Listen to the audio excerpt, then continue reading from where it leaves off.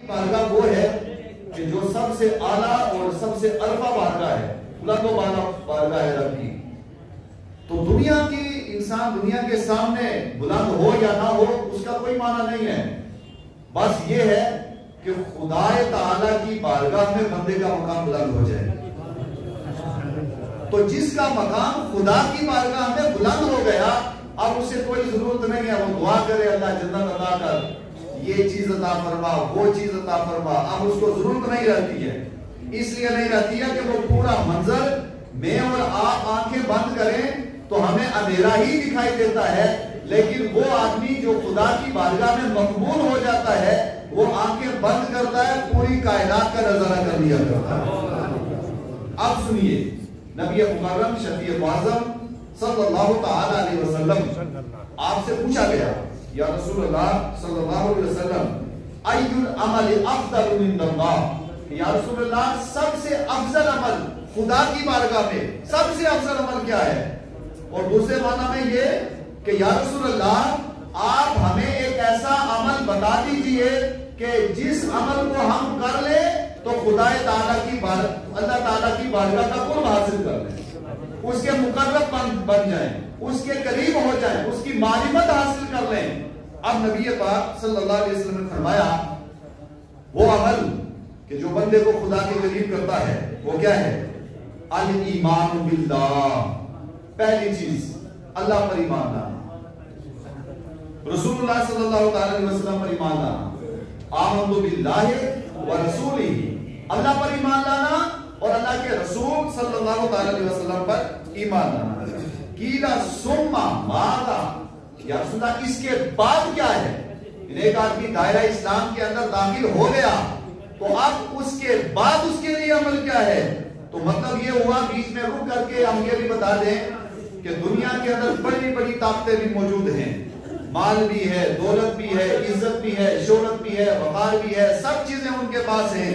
سارا کچھ ان کے پاس موجود ہے، تعداد بھی ان کی زیادہ ہے. اس کے باوجود اللہ تعالیٰ نے جو ایمان والوں کو، جو آپ لوگوں کو مقام دیا ہے، جو ایمان والوں کو مقام عطا کیا ہے، ان کے مقابلے میں آنے والے جتنے باطل ہیں اللہ نے یہ کسی اور کو عطا نہیں کیا، وہ صرف ایمان والے کو عطا کیا. اور آپ کو جو یہ مقام ملا ہے وہ صرف اس وجہ سے ملا ہے کہ ہم خدا کو ایک مانتے ہیں، مصطفیٰ کو خدا کا محبوب مان رہے ہیں.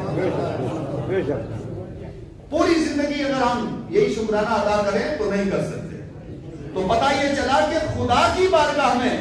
اگر سب سے اعلیٰ کسی کا مقام ہے، سب سے عرفہ کسی کا مقام ہے تو وہ صاحب ایمان کا ہے. بھلے اس کے پاس مال ہو نہ ہو،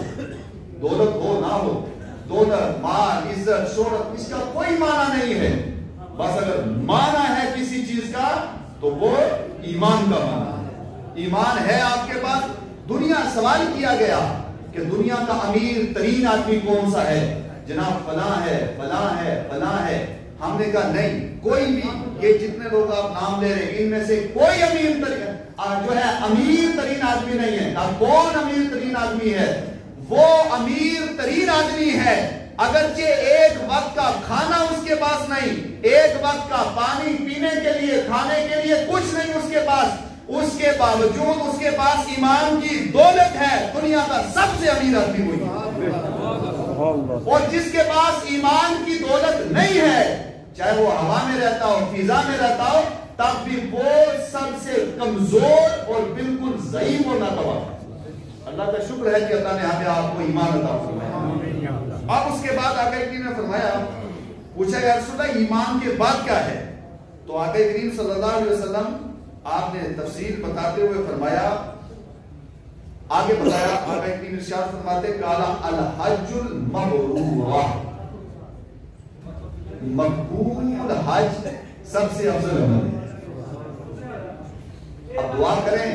جتنے لوگ حج کے لیے گئے ہیں اور جتنے جانا چاہتے ہیں اور تیاریوں میں ہیں، اللہ تعالیٰ سب کے حج کو اپنی بارگاہ میں قبول فرمائے. اللہ تعالیٰ کی بارگاہ میں سب سے افضل عمل اگر ہے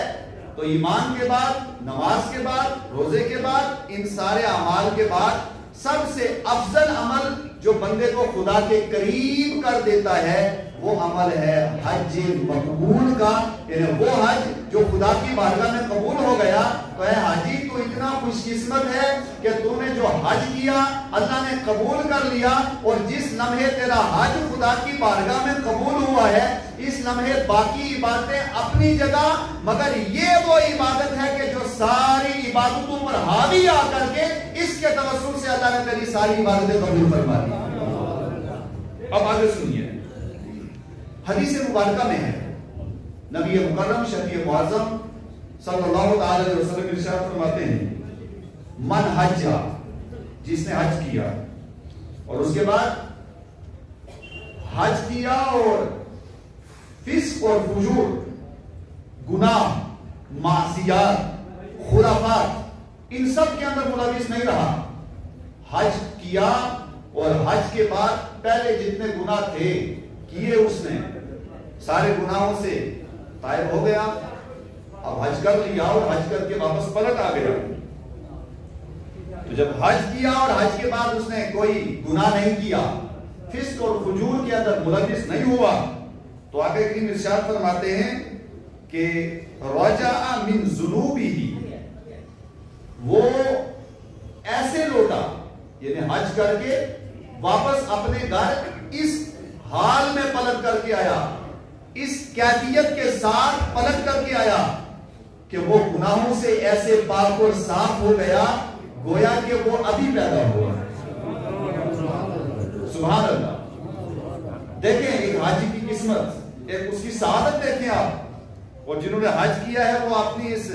شہادت مندی پر خدا کی بارگاہ میں شکرانے کے کبھی کبھی نفل بھی پڑھ لیا کریں، مگر شرط یہ ہے کہ حج کرنے کے بعد محفوظ رکھیں اپنے آپ کو۔ حج کرنے کے لیے گیا اور حج کے بعد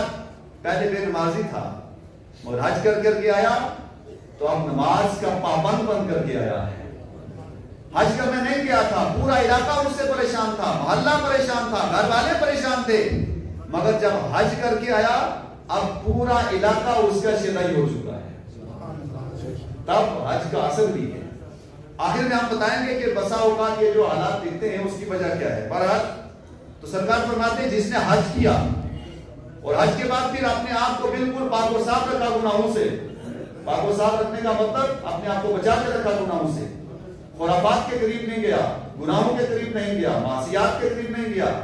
شراب کے عدوں کی طرف نہیں گیا، جوؤں کی طرف نہیں گیا، باقی جتنے خرافات اور شیطانی کام ہیں سب سے اپنے آپ کو اس نے محفوظ رکھا۔ تو فرماتے جب پلٹ کر کے آیا تو جو یہ حج کر لیا تو اسی وقت اللہ تعالیٰ جو بندے کو اجر اور انعام دیتا ہے، پہلا انعام یہ دیتا ہے کہ اللہ تعالیٰ اس کے سارے گناہ معاف کر کے اس کو بالکل پاک و صاف فرما دیتا ہے۔ اب آگے سنیے، جس آدمی نے حج کیا یا عمرہ کیا، حج نہیں کر سکا، استطاعت نہیں تھی، مگر عمرہ کر لیا ہے، تو عمرہ کر لیا جس نے یا حج کر لیا تو عمرے کا سنیے، نبی پاک ارشاد فرماتے ہیں کہ جو آدمی عمرہ کرتا ہے تو ایک عمرے کے بعد دوسرے عمرے تک، دونوں عمروں کے درمیان، یعنی پہلا عمرہ کیا اور اس کے بعد پھر تھوڑی دیر کے بعد اب دوسرا عمرہ کرنا ہے، تو جب ایک عمرہ کیا اور اس کے بعد ابھی دوسرا عمرہ کرنے کے لیے وہ جا رہا تھا اور دوسرا عمرہ کر لیا، اب یہ دونوں عمرے کے درمیان جو وقفہ ہے، اس وقفے کے اندر کیفیت کا اور مقام کا عالم یہ ہوتا ہے کہ اس لمحہ کے اندر اللہ تعالیٰ بندے کے سارے معصیات، گناہ بالکل ختم کر دیتا ہے، صاف کر دیتا ہے، اور اس کی کیفیت یہ ہو جایا کرتی ہے گویا کہ اس نے کوئی گناہ کیا ہی نہیں ہے۔